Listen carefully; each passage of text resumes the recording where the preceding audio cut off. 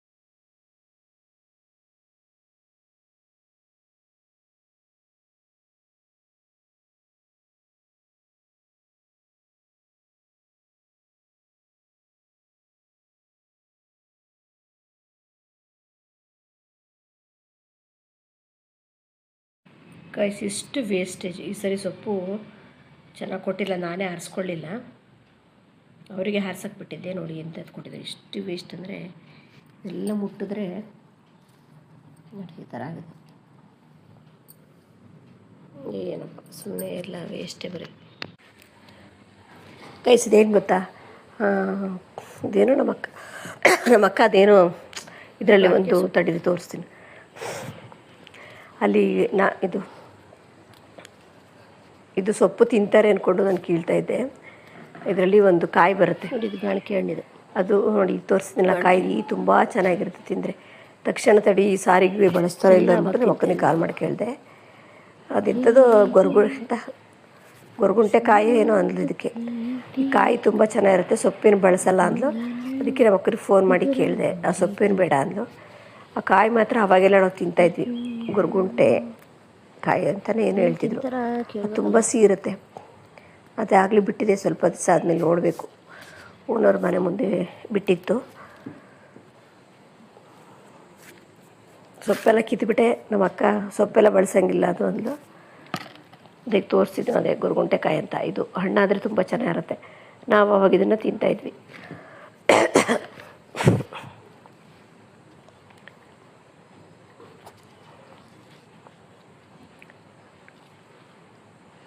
ಇದೇ ಗೊರಗುಂಟೆಕಾಯಿನೇ ಏನು ಅಂತಾರದು. ಇದು ಪುನರ್ನವ ಸಿಕ್ಕಿದ್ದು. ಅಲ್ಲಿ ಕೀಳಬೇಕಾದ್ರೆ ಕ್ಯಾಮ್ರಾ ಆನೇ ಮಾಡಿಲ್ಲ, ಹಂಗೆ ಶೂಟ್ ಮಾಡಿದೆ, ಬಟ್ ಕ್ಯಾಮ್ರಾ ಆನ್ ಆಗಿಲ್ಲ. ಇದು ನಮ್ಮನೆ ಮೆಟ್ಲುಗಳು ನೋಡಿರಿ, ಮೇಂಟೆನೆನ್ಸ್ಗೆ ಅಂತ 500 ರೂಪಾಯಿ ಇಸ್ಕೊತಾರೆ ತಿಂಗಳ. ಏನು ಗುಡ್ಸಲ್ಲ, ಎಷ್ಟೊಂದು ಗಲೀಜಿದೆ. ನಾವು ಏನು ಗುಡ್ಸೋಕೆ ಹೋಗಲ್ಲ, 500 ರೂಪಾಯಿ ಇಸ್ಕೊತಾರಲ್ಲ, ಏನು ಗುಡ್ಸೋದು. ನಮ್ಮದು 2nd ಫ್ಲೋರು. ನನಗೆ ಈ 2nd ಫ್ಲೋರ್ ಹತ್ತಿ ಕಾಲುಗಳೇ ತುಂಬ ಪೇಯ್ನ್ ಬಂದುಬಿಟ್ಟಿದೆ. ಯಪ್ಪ, ನನಗಂತೂ ಮನೆ ಬಗ್ಗೆ ದೇವರು ಟಿಲ್ ನಾವು ಥರ ಸಫಿಷಿಯೆಂಟಾಗಿ ಏನು ಕೊಡಲಿಲ್ಲ. ಏನಾದರೂ ಒಂದು ಕೊರತೆ ಅನ್ನೋದು ಇಲ್ಲೇನೂ ಏನು ತೊಂದರೆ ಇಲ್ಲ. ಆದರೆ ಮೆಟ್ಲತ್ತದ ಹಿಂಸೆ. ದಿನಕ್ಕೊಂದು 100 ಮೆಟ್ಲು ಹತ್ತಬೇಕು. ಇಷ್ಟು ಸರಿ ಅದೇ ಹೋಗ್ತಾ ಬರ್ತಾ ಲೆಕ್ಕ ಹಾಕಿದ್ರೆ ಎಷ್ಟು ಮೆಟ್ಲು ಹತ್ತಬೇಕು. ಹತ್ತಿ ಕಾಲುಗಳು ತುಂಬ ಪೇಯ್ನು.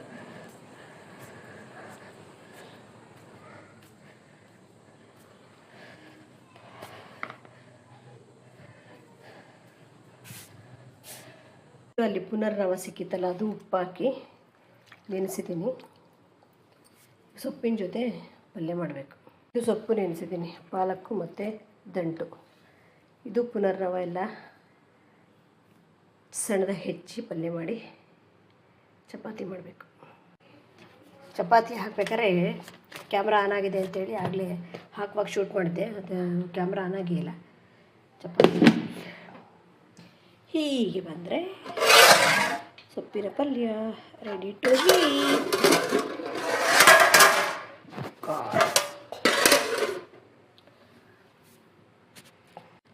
ಗೈಸ್ ಇದು ಕಡಲೆಕಾಳು ನೆನೆಸಿದ್ದೀನಿ. ಈಗ ಇದಕ್ಕೆ ಕಡಲೆಕಾಳು ಹುಳಿ ಮಾಡಿದ್ದಕ್ಕೆ, ಇವತ್ತು ಟ್ಯೂಸ್ಡೇ, ಇದಕ್ಕೆ ಕರ್ಮೀನು ಹಾಕಬೇಕು. ನನ್ನ ಮಗಳು ಕರ್ಮೀನು ತಿನ್ನಲ್ಲ. ಅದಕ್ಕೆ ಕರ್ಮೀನು ಹಾಕೋ ಟೈಮಲ್ಲಿ ಸಾರು ಕುದಿಸಿ ಸ್ವಲ್ಪ ಎತ್ತಿಟ್ಕೊಂಡು ಆಮೇಲೆ ಕರ್ಮೀನು ಹಾಕಬೇಕು. ನಮ್ಮನೆ ಅಡುಗೆಯಲ್ಲಿ ಅವಳು ಅಷ್ಟೊಂದು ಹೆಲ್ತಿ ಅಂಥದ್ದೆಲ್ಲ ತಿನ್ನಲ್ಲ. ನಮ್ಮನೇಲಿ ಅಡುಗೆ ಮಾಡಬೇಕು ಅಂದರೆ ಇರೋರಿಬ್ಬರಿಗೆ 2 ಥರ ಸರ್ಕಸ್ಸೇ ಮಾಡಬೇಕು. ಇದು ಬಂದು ಮಡಿಕೆ ಕಾಳು, ಮೊಳಕೆ ಕಟ್ಟೋಣ ಅಂತ ಸುಮಾರು ದಿನ ಆಗಿತ್ತು. ತಂದಿವೆಲ್ಲ ಸುಮ್ಮನೆ ತಂದು ಇಟ್ಕೊಂಡು ಫ್ರಿಜ್ಜಲ್ಲಿ ಇಡೋದಕ್ಕಿಂತ ಎಲ್ಲ ಯೂಸ್ ಮಾಡೋಣ ಅಂತ ಮಾಡ್ತಾಯಿದ್ದೀನಿ. ಲೋಕೋಪಿನ ರುಚಿ, ಒಬ್ಬೊಬ್ರದ್ದು ಒಂದೊಂದು ಥರ ಥಾಟ್ಸ್ ಇರುತ್ತೆ. ನಾನು ಯಾಕೆ ಹೇಳ್ತಾಯಿದ್ದೀನಿ ಅಂದರೆ, ನಾನು ಅಂದ್ಕೊಂಡಿರೋ ಲೈಫ್, ನನಗೆ ಯಾವ ಥರ ಬದುಕಬೇಕು, ಯಾವ ಥರ ಪರ್ಸನ್ಗಳು ನಮ್ಮ ಸುತ್ತಮುತ್ತ ಇರಬೇಕು, ಆ ಥರ ಲೈಫು ನನಗೆ ಇಲ್ಲದೇ ಇರೋದ್ರಿಂದ ಆ ಒಂದು ರೀಸನ್ಗೆ ಏನೋ ಒಂದು ನಾನು ಬ್ಯಾಡ್ ಕರ್ಮ ಮಾಡಿರಬೇಕು. ಆ ಒಂದು ದೃಷ್ಟಿಲಿ ನನಗೆ ಈ ಥರ ಲೈಫ್ ಸಿಕ್ಕಿದೆ ಅನ್ನೋ ದೃಷ್ಟಿಗೋಸ್ಕರ ನಾನು ದಾನ ಧರ್ಮಗಳನ್ನ ಮಾಡೋದು. ನನಗದು ಮಾಡಿದ್ರೇ ಸಮಾಧಾನ.